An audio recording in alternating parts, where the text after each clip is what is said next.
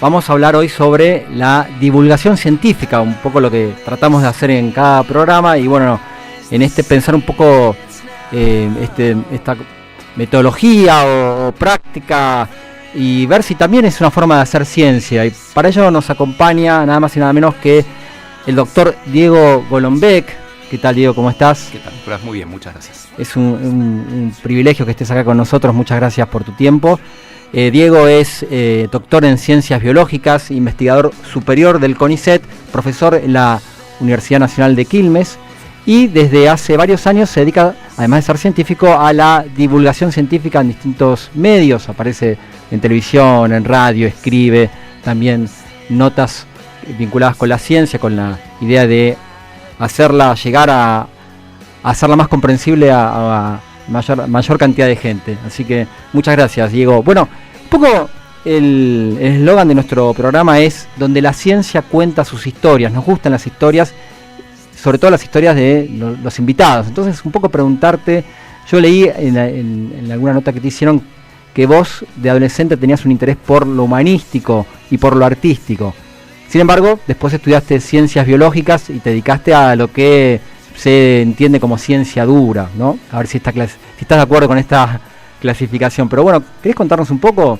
Sí, claro. A ver, contarlo llevaría varias sesiones, me tendría que acostar en un diván y determinar cómo llegué a la ciencia. Pero efectivamente, yo no era un niño naturalista, yo venía haciendo teatro, haciendo música, escribiendo, trabajando en periodismo. Yo empecé a trabajar en periodismo a los 15 años, en el diario Buenos Aires Herald, que hoy no está más, lamentablemente, por un aviso de salir en el diario donde pedían cronistas de deportes y ahí de chanta fui y me tomaron, así que más chantas ellos que yo todavía. O sea, ¿también el deporte te gusta? Sí, me fascina, obviamente, pero nada, yo fui porque quería trabajar en el diario, sí. no tanto, y me tomaron y me mandaban a cubrir cricket a Lomas, a Hurlingham, a Punta Chica, un deporte bastante extraño, ¿no? Que dura 3 días y paran para tomar el té, paran para celebrar el cumpleaños de la reina, esas cosas.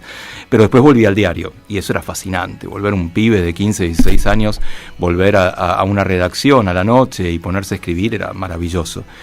No tengo muy claro por qué de pronto me encontré haciendo una carrera científica, realmente no me lo explico todavía, tan es así que no me gustaba, no me iba bien al principio, y algo hizo clic. En algún momento yo estudié en Exactas de la Universidad de Buenos Aires.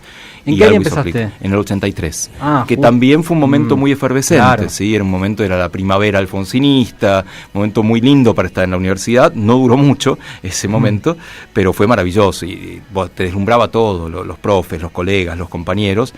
Y en algún momento pude juntar esas ganas de contar, de hacer periodismo, de hacer literatura, de hacer teatro, con la ciencia. Y encontrar una manera de contar la ciencia que traía imbuido todo ese mundo previo del arte, de la humanidad, y la verdad me encanta, no podría pensar en hacer una cosa sin la otra. Claro, y vos cuando en algún momento tomás la decisión, entras a Exactas, era un mundo un poco ajeno, pero vos contaste también que tu padre era químico. Mi papá era químico, efectivamente, y muy químico.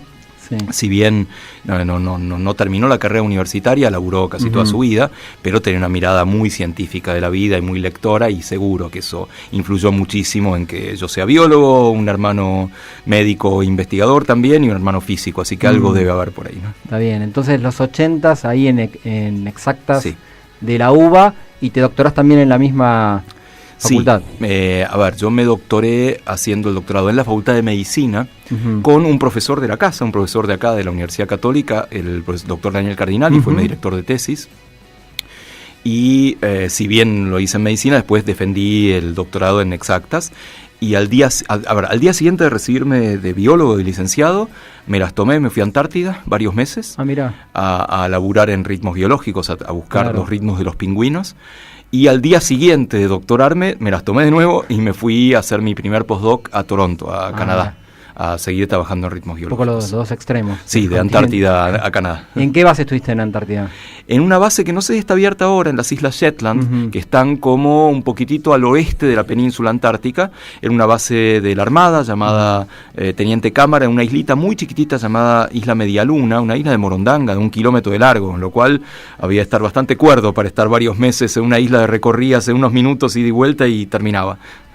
Y Bueno, vos lo nombrás recién al doctor Cardinali, y nosotros lo entrevistamos, hicimos un programa sobre el sueño también con Daniel Vigo, creo que Daniel es amigo tuyo. Amigo y colega, hacemos varios proyectos juntos, claro que sí. Bueno, y ahora en Quilmes estás en el laboratorio de cronobiología, está muy emparentado, ¿no? Los estudios que...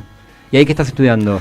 El laboratorio estudia toda cuestión relacionada con ritmos y relojes biológicos, tanto en modelos animales, trabajamos en ratones, alguna cosa en hámsters, en unos gusanitos muy interesantes que se sabe todo de este gusano, todos los genes, todas las neuronas, entonces valía la pena estudiar sus ritmos, y también en humanos, y a veces en una clase de humanos bastante particular que se llama estudiantes, pero eso, bueno, veremos después qué nos da esto, pero hacemos todo el espectro, desde lo que se llamaría ciencia básica, en el laboratorio, pipeteando, haciendo biología molecular, genética, fisiología, hasta aplicaciones en los humanos cuando tienen trastornos de sueño, o trabajan de noche, o trabajan en turnos, o ver a qué hora conviene administrar un fármaco. O sea, hacemos todo el espectro de la cronobiología, desde lo básico hasta lo aplicado. En algún momento surge este interés vos hablás de la ciencia de lo cotidiano, tratar de explicar la cotidianidad que hay de ciencia en las cosas del día a día. ¿Y eso por qué?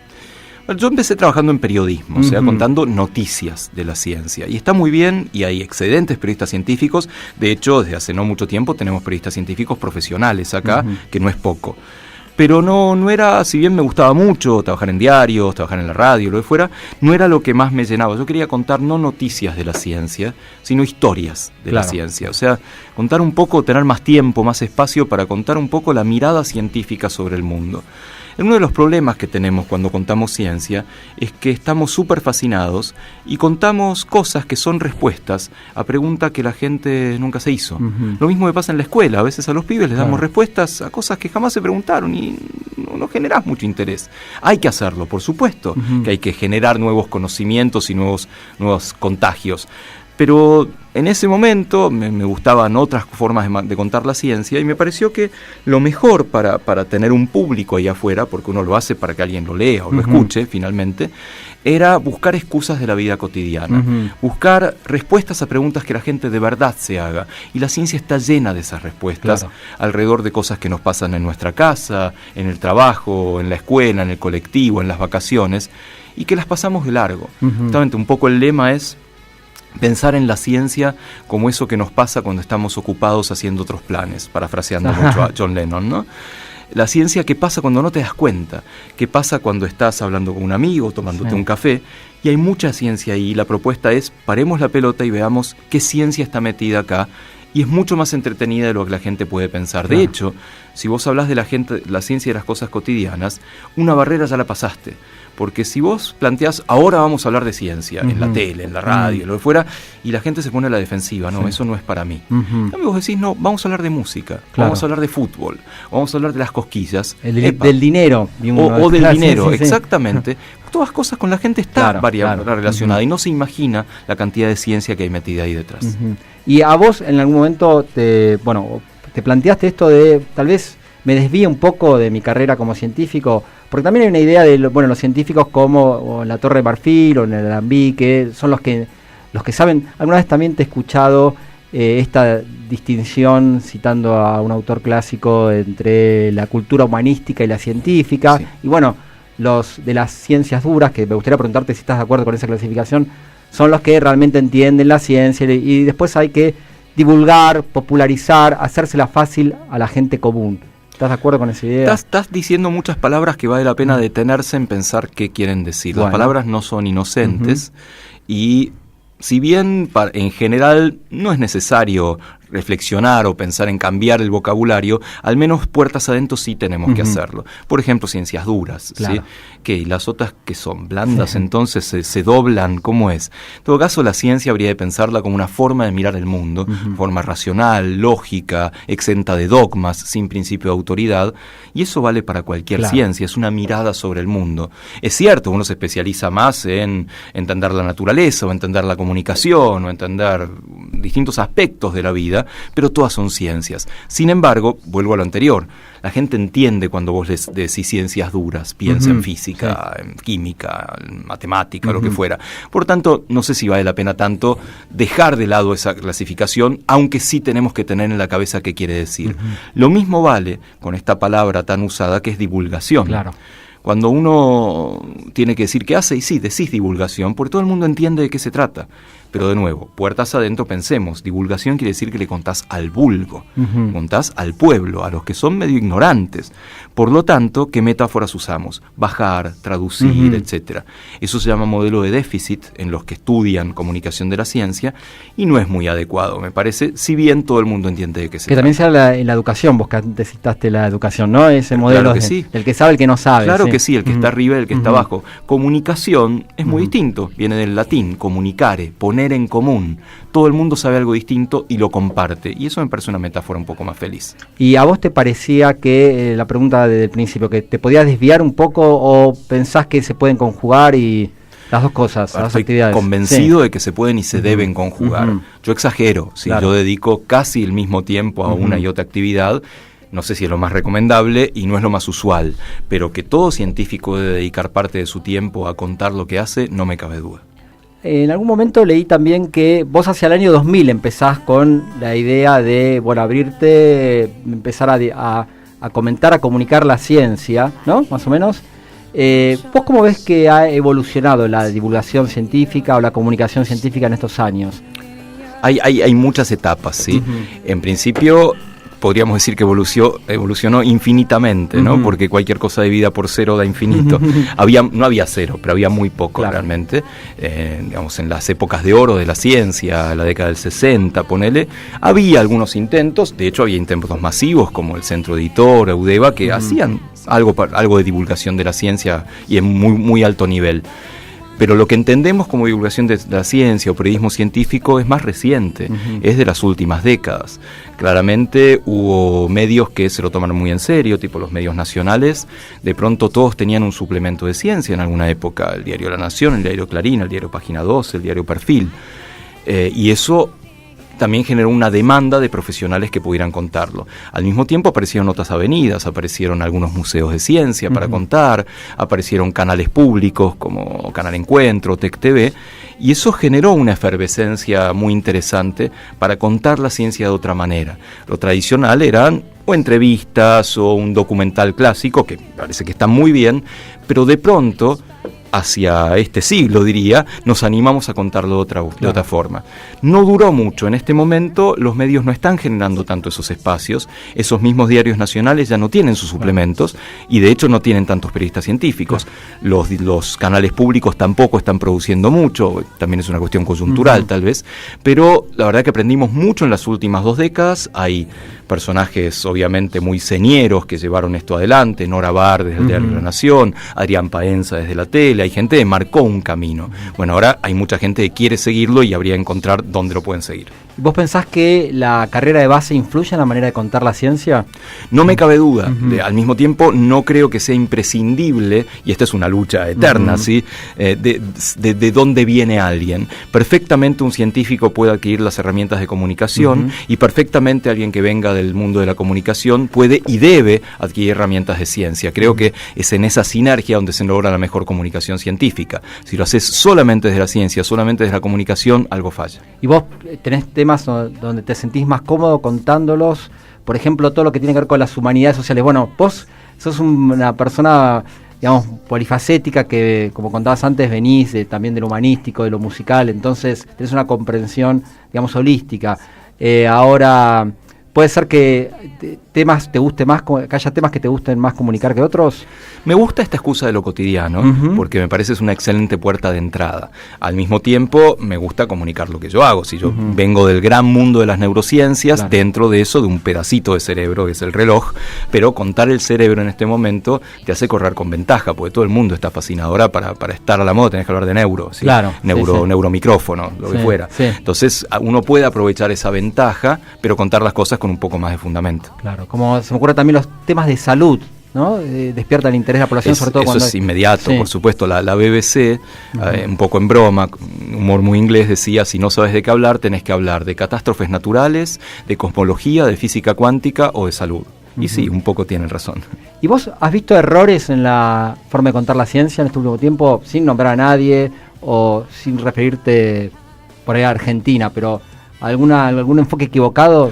Nadie está exento de errores, empecemos por ahí, y está muy bien marcarlos de la mejor manera posible. Tipo, lo primero que yo grabé para el programa de Arián, me acuerdo que era algo que tenía que ver con fases de agua y aceite, y lo dije todo al revés, dije el aceite que está más abajo y qué sé yo, y estaba nervioso, obviamente. Así que realmente la pifiamos muchísimo.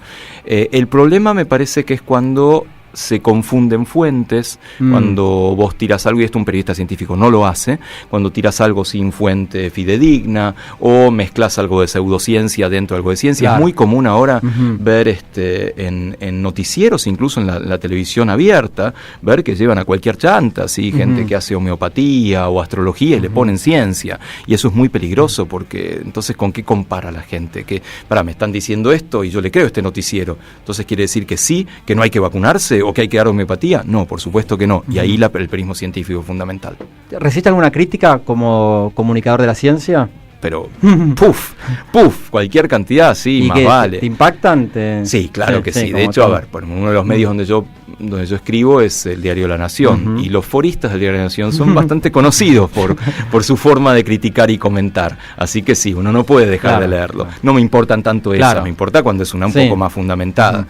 De hecho, sí, hay toda una escuela dentro de contar la ciencia que no está de acuerdo con esto de que es parte de la obligación de los científicos contar algo, y además hay que contar la ciencia como algo que es accesible a todo el mundo. Hay gente que dice que no, la ciencia es para los que estudian ciencia. Hay que contarla, sí, pero no es para todos. Claro. ¿Y vos hiciste programas de televisión, haces radio, escribís? ¿Cuál es el medio que más te gusta, en el que te sentís más cómodo? Me fascina escribir, pero más allá de la ciencia, es algo que siempre me gustó mucho, tanto la ficción como la no ficción, pero hay algo que tiene la tele que todavía es incuestionable e incomparable incluso con todos los medios digitales, que es la masividad. Vos sabés que decís algo en tele, aún en un programa de cable provincial, lo que fuera, y de pronto le llega a cualquier cantidad de gente. Y nosotros queremos eso, queremos que este mensaje llegue a mucha gente. Claro. Entonces, la masividad de la tele todavía no hay con qué darle. Seguramente los medios digitales van a avanzar como para pelearle el puesto. Me gusta la escritura, pero sé que cuando tengo que llegar a mucha gente, la tele es la tele. Claro, y también son muy activos las redes sociales, tu Twitter, vos retuiteás cosas que te interesan de otros países. Sí, eso es algo muy nuevo para mí.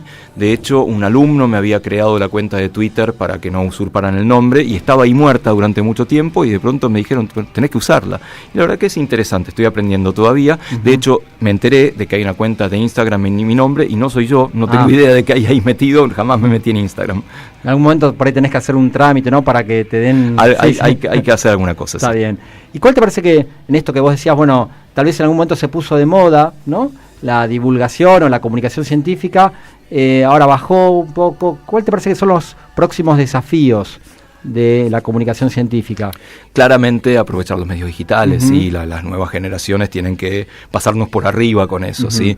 De hecho, cuando se viraliza algo, un video, un canal de YouTube u otros medios, creo que esa es la forma. ¿Por qué? Porque no tenés límites. Digamos, la tele te pone límites de tiempo, los medios gráficos te ponen límites de espacio. Lo virtual no tiene límites. Vos podrías hipertextualizar hasta el infinito, y eso me parece todavía no aprendimos a aprovecharlo los divulgadores científicos. Muy pocos lo hacen, los más jóvenes sobre todo.